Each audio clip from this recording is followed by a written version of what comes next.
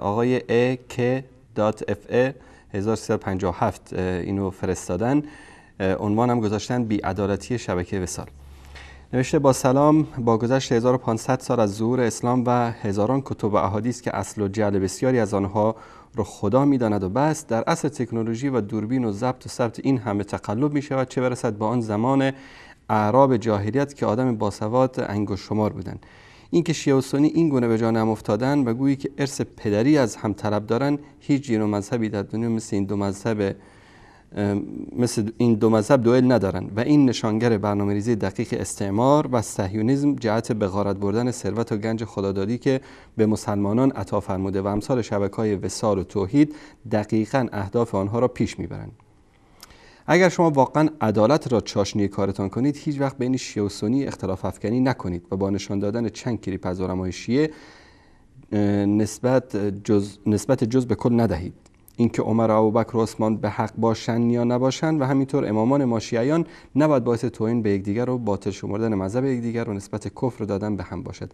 اصل دین و انسانیت و شرافت و آزادگی به این نیست که شیعه باشیم یا سنی. با تشکر، اکبر از تهران. اکبر جان برادر عزیز، اسلام دینی است که این اختلافات رأی، اختلافات نظر، اختلافات فقهی در بعد خیلی وسیعی در دین مبین اسلام وجود داشته و در هیچ دوره و زمانه ای ما به یاد نداریم که کسی اومده باشه تنگ گرفته باشه بر کسی که شما حق نداری که اینطوری فکر بکنی، الا در زمان بعضی از طواغیت یا انسانهای ظالم فاسق فاجری بودن که اینطوری مثلا یک نوع دیکتاتورانه برخورد کردن با افکار انسانها یا مسلمانان یا فرقهای مختلف. اما بالعموم اسلام هیچ وقت این آزادی را از انسان نگرفته که هر کسی دوست داره که هر طوری که دوست داره فکر بکنه. شما اگر انصاف می داشتید نوشتید بی‌عدالتی شبکه وصال. من اجازه بدید بگم بی‌عدالتی اکبر آقا. اگر شما عدالت رو مراد می کردید، در کنار شبکه وصال و توحید می گفتید ولایت، اهل بیت، نمیدونم مرجعیت، امام حسین، کربلا، سامن، شبکه‌های بیش از 100 تا شبکه دارید شما. 24 ساعت شبانه روزم به مقدسات اهل سنت توهین میکنن، صدا و سیماتون توهین میکنه، تو مجلستون توهین میشه، تو دولتتون توهین میشه، علمای ما رو میکشید، دعوتگران ما رو زندان میکنید، شکنجه میکنید، میکشید. در همه این رسانه هایی که دارید در صدا و سیما، در هفته 1 دقیقه به یکی از علمای اهل سنت حق نمیدید که بیاد عقیده اهل سنت رو در اونجا بیان بکنه. از کدوم عدالت شما دارید صحبت میکنید؟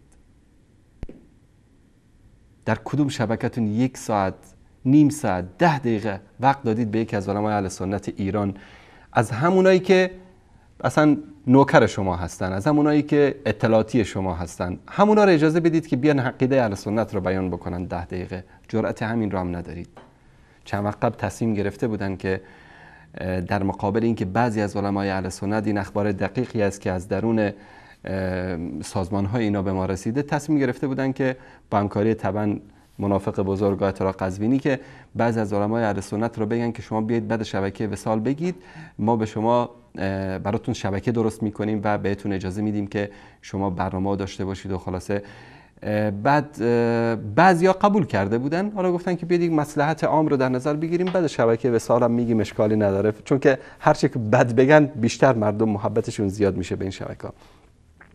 میگه بعد که خودشون جلسه گذاشتن با آخونداشون، فکر کردن که حالا اگر ما بیایم به اهل سنت یک شبکه بدیم، اینا بیان عقیدهشون رو بیان بکنن، خب اینا همون حرفی رو میزنن که وصال میزنه، همون حرفی رو میزنن که کلمه و نور و توحید میزنه، پس باز ما ضرر میکنیم. به خاطر همین زیر قولشون زدن و این کارو نکردن و جرأت این کارو ندارن که این کارو بکنن. پس ای کاش شما شبکه‌هایی که 24 ساعت توهین میکنن به ما، اونا رو هم ذکر میکردید. اما این گفتید که اینکه به عمر و ابوبکر و عثمان به حق باشن یا نباشن تغییر نمیکنه. نه خیلی تغییر میکنه برادر عزیز. ابوبکر و عمر و عثمان و علی، صحابه و اهل بیت پیامبر، ناقلان دین ما هستن. اگر ما اونها رو طرد بکنیم، اگر ما اونها رو قبول نداشته باشیم، اگر توهین و اهانت رو به اونها بپذیریم، یعنی این که ما باید در این قرآنی که اینها به ما رساندن، در این احادیثی که به ما رساندن، در دینی که به ما رساندن ما شک بکنیم. اما اینکه گفتید نوکر استعمار رو نمیدونم صهیونیسم، ببینید این حرفا کهنه شده. تا دیروز داد میزدید نه شرقی نه غربی حکومت اسلامی، از اون طرف شعار میدادید. ما خودمون تو مدارس تو ایران گلمون رو پاره کردیم، نه شرقی نه غربی جمهوری اسلامی، مرگ بر آمریکا، مرگ بر شوروی، مرگ بر اسرائیل. چی شد آخرش؟ زیر کاسه با همین روسیه قرارداد داشتید، نیروگاه اتمی براتون درست کرد و الان هم که دیگه با آمریکا همه مشکلاتتون برطرف شده. کجاست شعار مرگ بر آمریکا، مرگ بر اسرائیل و مرگ بر روسیه؟ اینا همه فریبکاری بود، همه اینا دجل بود، همه اینا همین آخوندهایی بود که به ریش شما خندیدن، فریبتون دادن. و این دقیقاً همون تهمت هایی است که هرگاه بخوان مخالفینشون رو بزنن نوکر استعمار رو نمیدونم فلان صهیونیسم. حالا گفتید که به جان هم دیگه افتادن. شما حداقل یک مطلبی رو ذکر می‌کردید که ما در کتاب‌های ما نسبت به اعتقادات شما، نسبت به بزرگان شما، نسبت به اهل بیت پیامبر توهین و اهانتی شده باشه، یا به عنوان به شیعه به عنوان یک فرقه توهین و اهانت شده باشه. آنچه که ما ذکر کردیم در همین کلیپ هم دیدید از کتابای خودتون ذکر کردیم.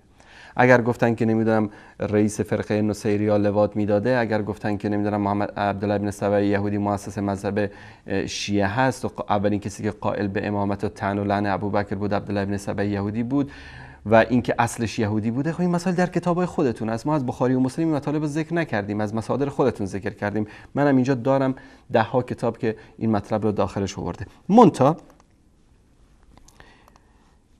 تو رو به خدا اکبر جان، خدای نکرده کسی بیاد به شما بگه شما زنازاده هستید، خدای نکرده به مادر تهمت زنا بزنه، بعد از اون بگید که یک کسی دیگه بیاد بگه اکبر جان حواست باشه با این دوستی بکن، برادری بکن، این برادر تو است.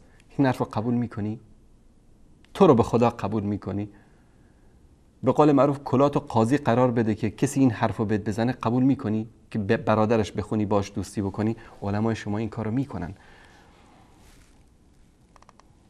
نشون بدن دوستان. روضة الکافیه از ثقة الاسلام محمد ابن یعقوب کلینی، صحیح ترین کتاب در مذهب شیعه، اینم در ایران چاپ شده، این شناسنامش. در اینجا در حدیث شماره 431 در اینجا چی میگه؟ علی ابن محمد تا میرسه به ابی جعفر امام محمد باقر، قال قلت له ان بعد اصحابنا یفترون و یقذفون من خالفهم. بعضی از شیعیان ما، از اصحاب ما، مخالفینشون رو تهمت بهشون میزنن، دشنام بهشون میدن. فقال لی الکف عنهم اجمل، زیباست که ولشون بکنید. ثم قال والله یا ابا حمزه، به خدا ای ابا حمزه، ان الناس كلهم اولاد البغایا ما خلا شیعتنا. به خدای ابا حمزه که همه انسان ها ولد الزنا هستن مگر شیعیان ما. ترجمهش هم خودتون کردید، نه داعشیا کردن و نه وهابیا. میگه که دستور به شیعیان در ارتباط با مخالفان و احکام مربوط به اموال. ابو حمزه گوید به امام باقر عرض کردن به راستی بعضی از شیعیان بر مخالفان افترا میبندند و ایشان را حرامزاده میخوانند. حضرت فرمودند خودداری از آنها نیکوتر است. سپس فرمودند ای ابو حمزه، به خدا سوگند که همه مردم زنازاده هستند جز ما و شیعیان ما. بفرما آقا اکبر. کسی بیاد بگه که اکبر جان شما زنازاده هستید، هر کسی هم که به عقیده شما هست زنازاده است. هیچ سنی اینو نگفته، هیچ یک از مصادر معتبر ما این حرف رو نزده. حالا یک احمقی جایی مثلا گفته باشه، ما با اون کاری نداریم. مثلا یکیشون اومده بود دروغ بسته بود به امام محمد بن عبدالوهاب که ایشون گفته شیعیان حرامزاده هستن، زنازاده هستن، در حالی که ایشون در کتاب میگه اینایی که صیغه میکنن اصل و نسبشون گم میشه و بیشتر این کسایی که صیغه میکنن یعنی در حقیقت شاید یک کسی امروز با زنی صیغه کرده و دختری از اون به دنیا آمده در همون منطقه، در همون شهر، 1 سال 2 سال 10 سال 20 سال 30 سال بعد رفته با دختر همین طرف صیغه کرده. آره این 2 سال گفتم گیر ندید، چون که خمینی صیغه کردن با دختر شیرخوار هم جایز میدونه، یعنی با دختر 6 7 ماه شیرخوار صیغه کردن جایزه در مذهب خمینی، بارها هم نشون دادم. آیا با کسی که اینطوری بد نگاه بکنه میشه باش دوستی کرد؟ برادرش خواند؟ این یعنی صهیونیسم اومده به محمد ابن یعقوب کلینی گفته که این مطالب رو در کتابت بنویس. همین مطلب در کتاب روضة الکافی است. روضة الکافی اثر 431 ان الناس كلهم اولاد البغایا ما خلا شیعتنا، همه انسان ها ولد الزنا هستند غیر از شیعیان ما. تشکر احمد جان. عیاشی همین مطلب رو در تفسیرش میاره در جلد دوم در صفحه 234 72. قبلا بهتون اینو خوندم که اگر که در خونه یک شیعه فرزندی متولد بشه طبیعی به دنیا میاد، اما اگر در خونه سنی متولد بشه، اگر دختر باشه شیطان انگشت میکنه در شرمگاهش و اگر پسر باشه در شرمگاهش و این دختر میشه زانیه و این پسر میشه لوطی. این مطلب در تفسیر عیاشی در تفسیر خودتون اومده. یک نمونه شما خدمتتون نشون بدم. این عکسی که دوستان فرستاده، این یک جلوی یک مغازه‌ای است در یک از شهرهای ایران. هیئت محبان نوشته هر کس به ولایت علی شک دارد با مادر خیش در میان بگذارد. این شعارها و این مطالبی که در کوچه و خیابان نوشته میشه برمیگرده به همون کتاباتون، به همون اصل و اساسی که کلینی و مفید و صدوق و کذوب و مجلسی و اینا در کتابات ذکر کردن.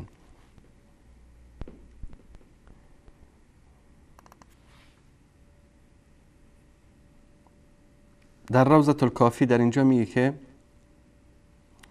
متن فارسیشو میخونم زیاد وقتون نگیرم. از مادران و فرزندان ازدواج و طلاق مخالفان پرسیده بود. طلاق آنان بدون عده صورت میگیرد و ازدواجشان بدون ولی است. مادران فرزندان آنها زانیه هستند تا وقتی که با آن عقیده هستند، ولی اگر کسی مذهب شیعه را اختیار نماید توبه او پذیرفته می شود و ایمانش و گمراهیش و یقینش و شکش را از بین می برد.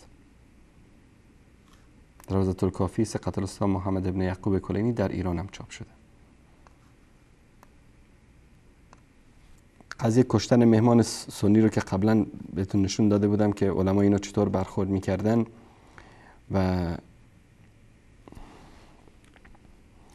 در بهار الانوار در جلد 101 صفحه باب 29 صفحه 85 در اینجا در این روایت چی میگه که ان الله تبارک و تعالی يبدأ بالنظر الى زوار قبر الحسين ابن علي عشية عرفه. الله تبارک و تعالی به زوار قبر امام حسین در روز عرفه نظر میکنه. قلت قبل نظر الى اهل الموقف، قبل از اینکه به اهل عرفه نگاه بکنه. قال نعم. قلت و کیف ذلك، چطور امکان داره که به عرفه با اون عظمتش روز حج یوم الحج الاکبر بیاد در اون روز به جایی که به عرفه نگاه بکنه میاد به زوار قبر حسین نگاه میکنه؟ گفت که لان فی اولئک اولاد الزنا وليس فی هؤلاء اولاد الزنا، چون در بین اهل عرفه که هست اهل سنت هستن که اولاد زنا هستن و در بین زوار قبر حسین اولاد زنا نیست. اینم از کتاب بهار الانوارشون. حالا اکبر جان اومده میگه که بله صهیونیسم است و استکبار، یا به قول قزوینی استکبار جهانی است و اومده اینجا و میخواد بین مسلمان ها اختلاف بندازه.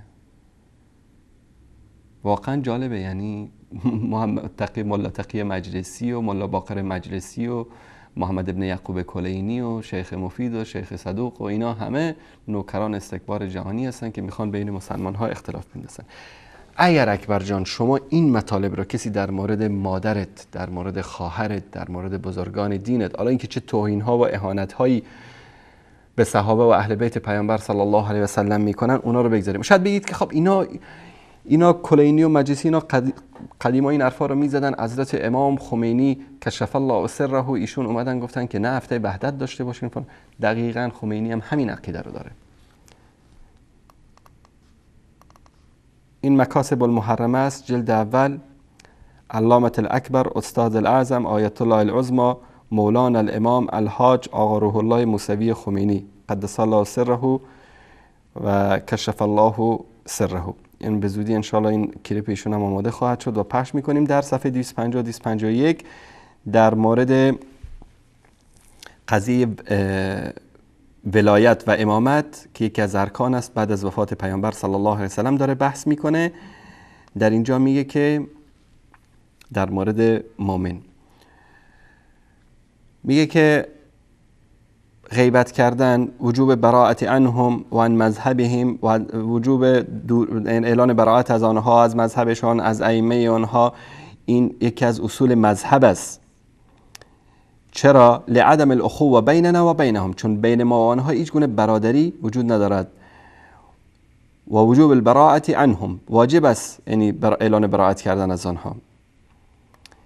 بعد در این صفحه، در صفحه 251 در اینجا چی میگه؟ فلا شبهة فی عدم احترامهم، هیچ شکی نیست در اینکه احترامشون رو نکنیم. بل هو من ضروری المذهب، بلکه از ضروریات مذهب است که کما قال المحققون، چنانچه محققین شیعه گفتن، بل ناظر فی الاخبار الكثيره فی الابواب المتفرقه، بلکه اخبار فراوانی که در ابواب مختلف اومده، لا یرتاب فی جواز حتکهم، هیچ شکی نیست در جواز حتک حرمت آنها، والوقیة فیهم، تهمت زدن به آنها، بل ائمة المعصومون اکثر فی الطعن واللعن علیهم و ذکر مسائم، بلکه ائمه معصومین ما زیاد در اونها طعن وارد میکردن، لعن میکردن و بدیهای اونها رو ذکر میکردن. این جز مکارم اخلاق در مذهب خمینی است که با مخالفینت اینطوری برخورد بکنی. بازم شما بفرمایید بگید که این صهیونیسم است و استکبار جهانی است و امیدوارم که الله سبحانه و تعالی همه ما را هدایت بده به راه راست. برادرمون اکبر آقا دوباره جواب فرستادن که جناب آقای انصاری اگر به متن من دقت می‌کردید درس کردم که از کتب صدها سال پیش که دست به دست به ما رسیده و از عده بیدین و بیسواد ذکر شده مملو از دروغ و تهمت است. آقا اکبر اگر شما شیعه هستید، همین امامت و خمس و صیغه و همین خزعبلاتی رو که بهش اعتقاد دارید از همین کلینی و مجلسی و مفید و مضر از اینا میگیرید. شما من تعجب میکنم دینتون از کجا میگیرید؟ اگر دینتون از کتاب خدا میگیرید، فقط به این چیزا اعتقاد ندارید، جداست، بحث با شما فرق میکنه. اما اگر به این کتابا اعتقاد دارید و یک شیعه اثناعشری هستید، این دین شما، اعتقادات مذهبی شما از همین اشخاص به شما رسیده. در اصول کافی هر عقل سلیمی میفهمد که این احادیث در مورد زنازاده بودن غیر شیعه ذکر شده عین کفر و تهمت و نادانی و دروغ است. این حقیقتی است که در کتاباتون وجود داره و امثال این احادیث دروغ شیعه را تخریب کرده است. شیعه یعنی همین، تا اگر که به مخالفین تهمت نزنی، توهین نکنی، شیعه نیستی. یعنی اگر قائل به دروغ و نفاق نباشی، تقیه را اعتقاد نداشته باشی، میگه 19 دین التقیه دینی و دین آبایی، من لا تقیه له لا دین له. این روایت شماست. کسی که اعتقاد به نفاق یعنی تقیه نداشته باشه اصلا شیعه نیست. کسی که لعن مخالفین نکنه اصلا شیعه نیست. کدوم شیعه؟ شما این شیعه رو بر من معرفی بکن، شیعه واقعی که این چیزا رو نداره. یک کتابی معرفی بکن اکبر آقا، من منتظر ایمیل شما هستم. یک کتابی رو برای من معرفی بکن که تو اون کتاب اون شیعه واقعی رو برای ما معرفی بکنه. من خودم سالها با برادران سنی در گنبد کاوس کار کردم، چه واسه که در بسیاری از اعمال دینی از ما شیعیان بهتر و دیندارترن. بنده واقعا متاسفم از این احادیث دروغ و جانبداری بعضی از این کتاب‌ها به ما تهمت کفر میدن اگر این کتاب‌ها رو تایید نکنیم. من با عقل خودم بسیار از احادیث این کتاب‌ها رو جعلی میدانم. این هر روایتی، هر حدیثی که مخالف با قرآن کریم باشه، مخالف با عقل سلیم بشری باشه، در جعلی بودن شک نیست. ما اهل سنت چیکار کردیم؟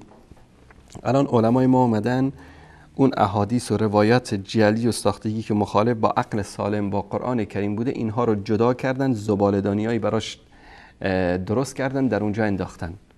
همین زباله‌دانیایی که مثلا قزوینی میره از اونجا روایت ها میگیره علیه اهل سنت استناد میکنه. شما چرا این کارو نمیکنید؟ چرا علمای شما این کارو نمیکنن؟ ما گفتیم که بیاد علمای شیعه بیان بگن که هر کس که قائل به تحریف قرآن هست کافر است. نمیان این کارو نمیکنن. دلیلش همینه که اگر گفتن قائل به تحریف قرآن کافر است، راویان تحریف قرآن همون راویانی هستن که امامت رو برای شما نقل کردن. پس در این صورت هم قرآن زده میشه، هم امامت زده میشه. راویان صیغه و خمس و اینا همون راویان هستن، اونام زده میشن. پس اساس این دین فرو میپاشه. به خاطر همین تا قیام قیامت هیچ عالم شیعی جرأت نخواهد کرد که بیاد بر اساس یک منهج علمی، روش علمی کتاباشون رو تصحیح و تضعیف بکنه.